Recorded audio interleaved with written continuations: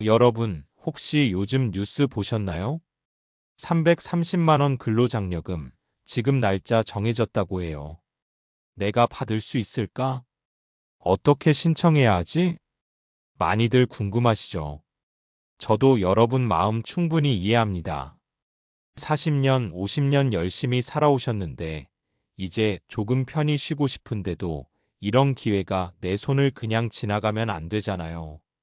잠깐 제가 하나 사례를 들어볼게요. 70세 김순자 씨, 작은 부엌에 앉아 은행 앱을 열어보는데 설마 나도 받을 수 있을까? 하고 살짝 걱정하시더라고요. 옆에 계신 남편분도 함께 뉴스 화면을 보며 이번 달엔 얼마나 들어올까 하고 한숨을 쉬십니다.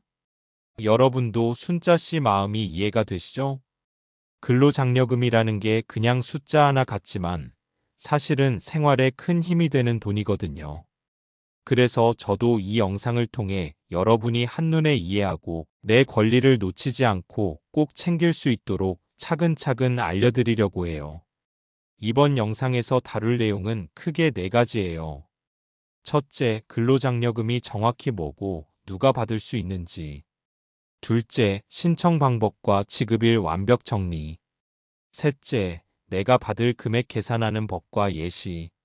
넷째, 탈락하지 않기 위한 준비와 체크리스트까지. 순자 씨도 처음에는 내가 대상자가 될까?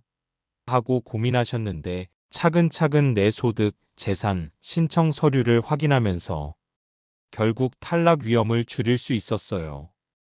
여러분도 영상 끝까지 보시면 단순히 정보만 얻는 게 아니라 바로 행동으로 옮길 수 있게 됩니다. 자, 여기서 중요한 포인트 하나. 근로장려금은 미리 준비하는 사람과 그냥 지나치는 사람의 차이가 크게 납니다. 자료 하나, 신청 방법 하나, 소득 확인 하나가 나중엔 수십만 원 차이가 날 수 있어요. 그러니까 영상 끝나고 바로 체크리스트 펼치고 내 자료 확인하는 습관을 가져보세요. 오늘은 긴박하지만 너무 걱정만 하지 않고 차근차근 준비하는 방법을 알려드릴 거예요. 편하게 앉아서 커피 한 잔 들고 내가 지금 무엇을 확인해야 하고 어떻게 신청해야 하는지 순자 씨와 함께 이야기 나눈다고 생각하시고 보시면 돼요. 여러분, 근로장려금이라는 말을 들어보셨죠? 혹시 이름만 들어도 복잡하게 느껴지시는 분들이 많을 것 같아요. 하지만 생각보다 어렵지 않아요. 쉽게 말하면 열심히 일했는데 소득이 적은 분들을 위해 국가에서 지원해주는 돈이에요. 그냥 보너스나 상여금 같은 느낌으로 생각하셔도 좋습니다. 근로장려금은 누구에게 주느냐? 가장 중요한 기준은 소득과 나이, 가구 형태예요. 예를 들어 혼자 사시는 분, 부부가 함께 사시는 분, 아니면 가족과 같이 사는 분에 따라 지급 금액과 조건이 조금씩 달라집니다. 그리고 소득이 일정 기준 이하일 때만 받을 수 있어요. 쉽게 말해 열심히 일했지만 생활이 빠듯한 분들을 위해 주는 지원금이라고 이해하시면 돼요. 2025년 기준으로 이번 근로장려금 총 330만 원이 지급된다고 확정됐습니다. 여기서 중요한 포인트는 언제 받느냐인데 날짜도 이미 정해졌어요. 그래서 미리 내 소득을 확인하고 신청 준비를 해두면 내가 받을 수 있을까? 하며 불안해할 필요가 없어요. 순자 씨도 처음엔 걱정이 많았지만 정보를 확인하고 준비하는 과정에서 마음이 한결 편해지셨거든요. 정책도 매년 조금씩 바뀌거든요. 예를 들어 과거에는 소득 기준이 조금 느슨했지만 올해 2025년에는 정확한 소득 신고와 재산 반영이 확실히 강화됐습니다. 그래서 내 권리를 지키려면 미리 확인하는 습관이 꼭 필요해요. 혹시 내가 받을 수 있는 금액을 정확히 모르고 있거나 서류를 빠뜨리면 받을 금액이 줄어들 수도 있으니까요. 그렇다면 누가 받을 수 있을까요? 먼저 근로소득이 있는 만 18세 이상 가구 구성원이 대상이에요. 소득이 일정 기준 이하이어야 하고 재산 기준도 맞아야 합니다. 혼자 사시는 분은 최대 금액, 부부 가구는 합산 금액에 따라 조금 달라지니 꼭 내 상황을 확인해야 합니다. 그리고 중요한 건 이 돈은 그냥 지나치면 안 돼요. 신청 안 하면 받을 수 없으니까 꼭 체크하고 준비하셔야 합니다. 여기서 잠깐 마음 안정 팁 하나 드릴게요. 내가 받을 수 있을까?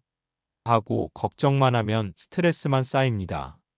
하지만 지금 이 순간 내 소득과 자료를 확인하고 필요한 서류를 준비한다면 나중에 불안감은 훨씬 줄어들어요.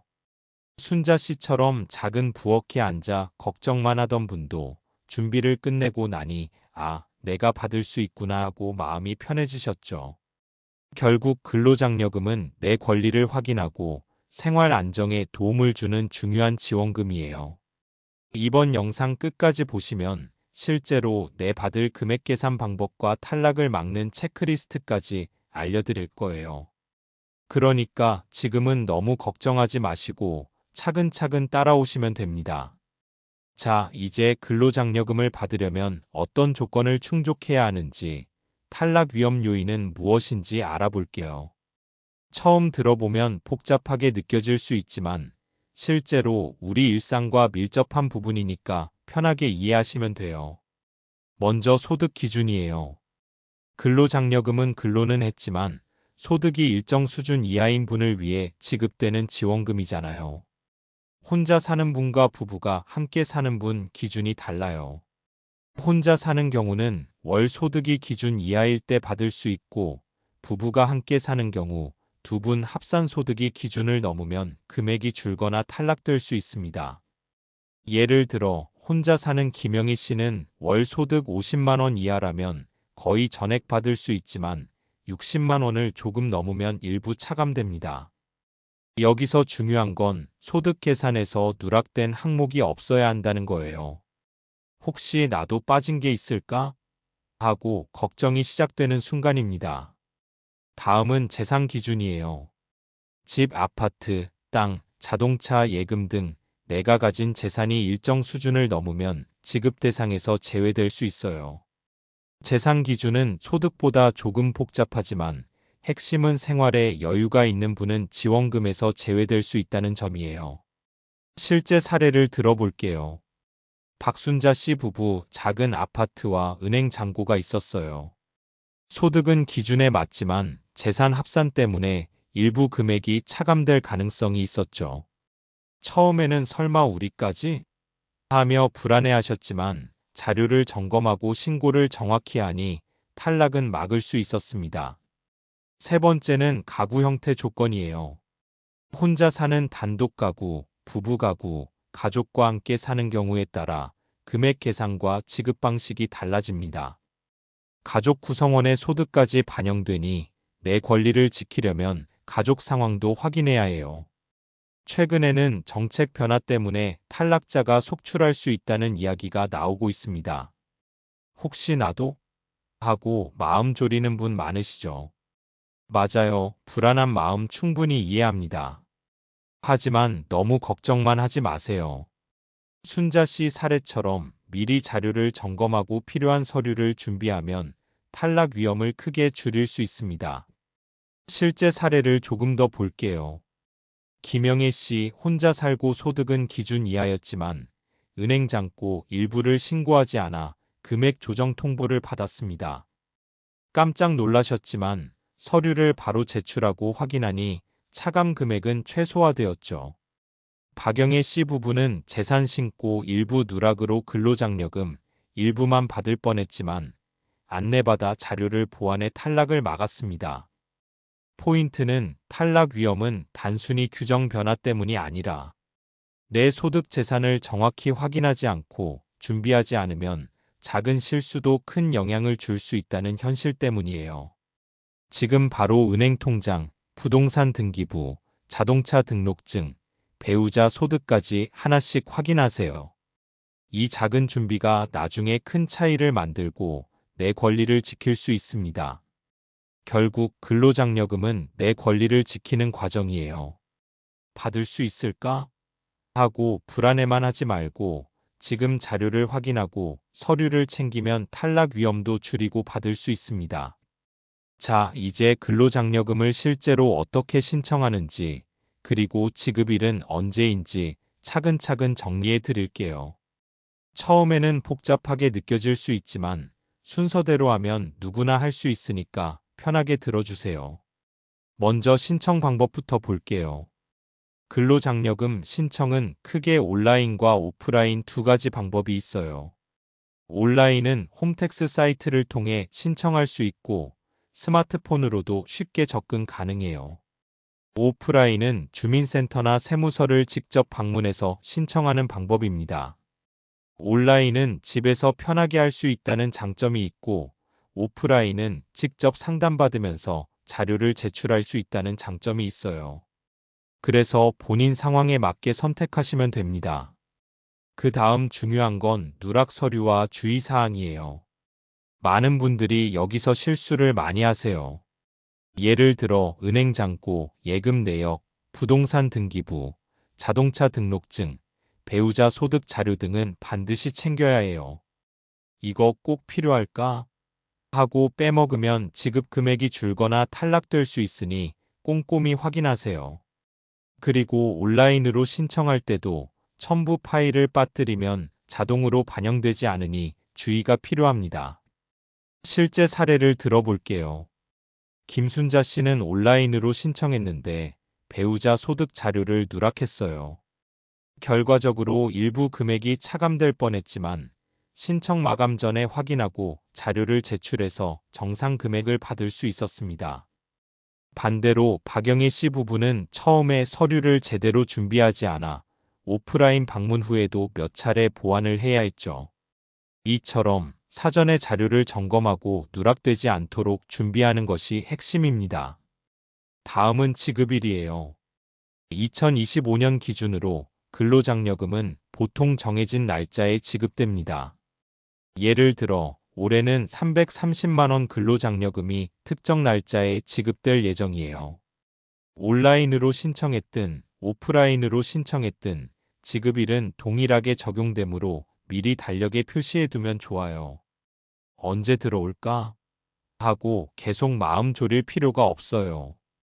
단 지급일 전까지 서류가 모두 제출되어야 하고 누락이나 오류가 있으면 지급이 지연될 수 있으니 다시 한번 자료를 점검하세요. 마지막으로 신청 과정에서 마음을 편하게 갖는 것도 중요합니다. 처음에는 복잡하고 어렵게 느껴질 수 있지만 한 단계씩 따라가면 누구나 할 수 있어요. 자료를 미리 챙기고 신청 방법을 확인하고 지급일을 체크하면 탈락 걱정 없이 안정적으로 내 권리를 지킬 수 있습니다. 정리하면 온라인 홈택스 또는 오프라인 주민센터 세무서 선택, 누락 없는 서류 준비 은행, 부동산, 자동차, 배우자 소득 등, 신청 전 자료 재확인, 지급일 확인 지급 지연 방지. 이 네 가지만 기억하면 됩니다. 자, 이제 본격적으로 내가 받을 근로장려금 금액이 얼마나 되는지 계산하는 방법을 알려드릴게요. 처음에는 조금 복잡하게 느껴질 수 있지만 차근차근 따라가면 누구나 이해할 수 있어요. 먼저 기본 구조부터 볼게요. 근로장려금은 기본금액 소득 차감 재산 차감 순서로 계산돼요. 쉽게 말하면 정부에서 기본적으로 책정한 금액에서 내 소득과 재산 상황에 따라 조정되는 거죠. 예를 들어 2025년 기준으로 단독 가구 기본금액이 200만 원이라고 해볼게요. 혼자 사는 경우 소득이 거의 없으면 200만 원 그대로 받을 수 있어요. 하지만 소득이 조금 있다면 초과되는 금액의 일정 비율만큼 차감됩니다. 즉, 소득이 많으면 그만큼 근로장려금이 줄어드는 거죠. 그럼 구체적인 사례를 들어볼게요. 사례 1 단독 가구, 소득 거의 없음. 김순자 씨 혼자 살고 소득 거의 없음. 기본금액 200만 원 그대로 수령. 사례 2 단독 가구, 월 소득 50만 원. 소득 차감 비율이 50%라고 하면 50만 원 곱하기 50%는 25만 원 차감. 기본금액 200만 원 빼기 25만 원은 175만 원 수령. 사례 3부부 가구, 소득 포함, 재산 일부 반영. 박영애 씨 부부, 합산 소득 80만 원, 작은 아파트 한 채 소유. 소득 차감 80만 원의 일정 비율 차감. 재산 차감 아파트 기준 금액 초과시 추가 차감. 결과적으로 기본 금액 300만 원, 최종 수령액 약 220만 원 예상. 사례 4부부 가구, 소득 많음, 재산 많음. 최영철 씨 부부, 합산 소득 120만 원, 아파트 예금 일부. 소득 차감과 재산 차감 모두 적용, 최종 수령액 약 180만 원.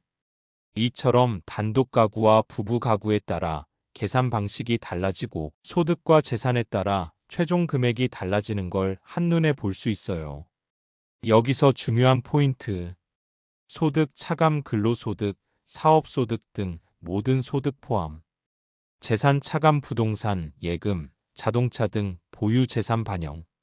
단독 부부 합산으로 계산, 혼자 계산하면 금액 과대평가 가능. 이제 시청자분들도 직접 참여해 볼 수 있어요. 내 소득과 재산을 확인하고 기본 금액에서 얼마나 차감되는지 한번 계산해 보세요. 적어도 계산 과정만 알아도 내가 얼마나 받을까 하는 걱정을 덜 수 있습니다. 자, 이제 근로장려금을 안전하게 받기 위해 꼭 해야 할 실수 방지와 탈락 예방 체크리스트를 알려드릴게요. 사실 계산법을 알고 있어도 자료가 빠지거나 잘못 제출하면 금액이 줄거나 탈락할 수 있어요. 그래서 지금부터 하나씩 점검해보는 습관이 정말 중요합니다. 첫 번째, 소득 자료 점검이에요. 근로소득, 사업소득, 기타 소득까지 모두 확인하세요. 혹시 최근 1년간 소득이 변동된 게 있다면 반드시 자료를 업데이트해야 해요. 나는 혼자 사니까 괜찮겠지 하며 그냥 넘어가면 나중에 금액 조정이나 탈락 위험이 생길 수 있습니다. 두 번째, 재산 자료 점검입니다.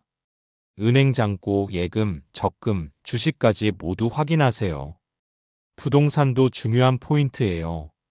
아파트, 오피스텔, 토지 등 등록된 모든 재산이 기준을 넘어가는지 체크해야 합니다. 자동차도 포함되니 보유 차량 정보를 정확히 제출하세요. 작은 누락 하나가 큰 차이를 만들 수 있습니다. 세 번째, 배우자 및 가족 자료 확인입니다. 부부가 함께 살면 배우자 소득과 재산도 합산돼요. 그래서 배우자 자료가 빠지면 내가 받을 금액이 줄거나 탈락될 수 있습니다. 우리 집은 다 확인했지? 라고 가족과 함께 점검하는 게 좋아요. 네 번째, 관할 세무서복지센터 상담이에요. 자료를 준비했으면 미리 전화나 방문으로 확인해 보세요. 이 자료 제출하면 충분한가요? 내 소득 기준으로 얼마 받을 수 있나요? 이렇게 물어보면 실제 재검증 과정에서 당황하지 않고 내 권리를 지킬 수 있습니다. 다섯 번째, 체크리스트 작성 후 행동입니다. 지금 당장 영상 끝나고 내 자료를 하나씩 점검해 보세요. 은행 잔고, 부동산, 자동차 예금, 배우자 소득까지 확인하고 빠진 자료가 있으면 즉시 준비하세요. 작은 행동 하나가 나중에 큰 연금을 지키는 힘이 됩니다. 마지막으로 중요한 마음가짐. 불안과 걱정만 앞서면 행동으로 옮기기 어렵습니다. 차근차근 하나씩 점검하며 내가 지금 준비하고 있으니 괜찮다는 마음을 가지는 것이 중요합니다. 여러분, 근로장려금만 받는 게 아니라 다른 복지 혜택과도 연계해서 생각할 필요가 있어요. 특히 기초연금이나 노령연금과 겹칠 수 있으니까 어떻게 조합하면 월 수령액을 최대화할 수 있는지 알아두면 좋습니다. 먼저 중복 수령 가능성부터 말씀드릴게요. 기초연금은 소득과 재산이 일정 기준 이하인 분들에게 지급되는 기본 생활지원금이에요. 노령연금은 국민연금 가입 기간과 납부 금액을 기반으로 지급되죠. 그래서 조건만 맞으면 근로장려금, 기초연금, 노령연금을 모두 받을 수 있어요. 하지만 중요한 점은 합산소득이나 수령 금액에 따라 일부 조정이 있을 수 있다는 거예요. 예를 들어 김영희 씨가 근로장려금 100만 원, 기초연금 30만 원, 노령연금 20만 원을 받을 수 있다고 가정해 봅시다. 근로장려금은 소득과 재산에 따라 계산되기 때문에 이미 노령연금이나 다른 수령 금액이 반영될 수 있어요. 즉, 단순히 합산하는 게 아니라 정책에 맞춰 조정된 금액이 지급되는 거죠. 그래서 미리 계산하고 전략을 세우는 것이 중요합니다. 그럼 월 수령액을 최대화하려면 어떻게 해야 할까요? 첫째, 연금 수령 시기를 잘 선택하는 겁니다. 노령연금은 60세부터 받을 수 있는데 늦게 받을수록 월 수령액이 늘어나죠. 근로장려금과 연금 조합을 미리 계산해 전체 월 수입이 가장 높아지는 시점을 선택하는 게 유리합니다. 둘째, 소득과 재산 신고를 정확히 해야 합니다. 근로장려금, 기초연금 모두 신고 누락이나 착오가 있으면 금액이 줄어들 수 있어요. 부부가 함께 살 경우 배우자의 소득까지 합산되니 반드시 체크해야 합니다. 셋째, 미리 계산해보고 계획 세우기입니다. 예를 들어 이번 달 근로소득을 조정하거나 재산 자료를 정리해서 신고하면 다음 근로장려금과 연금 지급액에 유리하게 반영될 수 있어요. 즉, 단순히 받는 금액만 보는 게 아니라 전체 월 수입을 최적화하는 전략을 생각해야 합니다. 마지막으로 기억하세요. 근로장려금과 다른 복지 혜택은 서로 보완적이에요. 정확히 계산하고 신고하면 내 권리를 최대한 지키면서 월 수령액도 늘릴 수 있습니다. 오늘 영상 끝까지 보시면 내 상황에 맞는 최적의 수령 전략을 바로 세울 수 있도록 안내할 거예요. 그러니까 너무 걱정만 하지 마시고 차근차근 하나씩 체크해 나가시면 됩니다. 여러분, 오늘 영상 여기까지 함께 해주셔서 감사합니다. 지금까지 근로장려금과 관련된 모든 핵심 내용을 차근차근 살펴봤어요.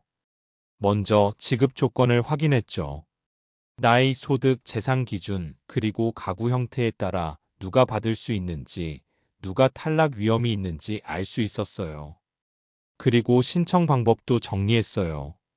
온라인과 오프라인 신청의 차이, 누락 서류 체크, 실제 사례까지 함께 보면서 이해를 도왔습니다. 또한 내 금액 계산법도 배웠습니다. 기본 금액에서 소득 차감, 재산 차감 계산법, 단독 가구와 부부 가구 사례까지 통해서 내가 실제로 받을 수 있는 금액을 미리 예측할 수 있었죠. 그리고 실수 방지와 탈락 예방 체크리스트를 통해 은행 잔고, 부동산, 자동차, 배우자 소득까지 꼼꼼히 확인하고 준비하면 탈락 위험을 크게 줄일 수 있다는 점도 강조했습니다. 더 나아가 근로장려금과 다른 복지 혜택과의 관계도 살펴봤습니다. 기초연금, 노령연금과 중복 수령 가능성, 금액 조정 방식, 월 수령액 최대화 전략까지 내가 가진 권리를 최대로 활용할 수 있는 방법을 배웠어요. 여기서 가장 중요한 메시지를 드리자면 정보만 알고 있는 것보다 바로 행동으로 옮기는 것이 내 권리를 지키는 가장 확실한 방법이라는 겁니다. 영상 끝나고 바로 체크리스트를 펼치고 내 자료를 점검해 보세요. 혹시 누락된 서류나 확인할 항목이 있다면 관할 세무서나 복지센터에 상담 신청해 해결하면 됩니다. 작은 행동 하나가 결국 내 생활 안정으로 이어집니다. 설마 내가 하며 미루기보다는 지금 바로 확인하고 준비하는 습관이 필요합니다. 그리고 주변 가족이나 친구와 정보를 공유하면 혼자 하는 것보다 훨씬 안전하게 준비할 수 있어요. 마지막으로 기억하세요. 근로장려금은 여러분의 정당한 권리입니다. 정확히 확인하고 준비하면 탈락 위험도 줄이고 내 월 수입을 최대화할 수 있습니다. 오늘 배운 내용을 차근차근 실천하며 마음 편하게 생활을 안정적으로 만들어 가시길 바랍니다. 여러분 모두 내 권리를 지키고 행복한 노후를 준비하는 멋진 분들이에요. 지금 바로 확인하고 준비해서 근로장려금과 복지 혜택을 안전하게 지켜나가세요.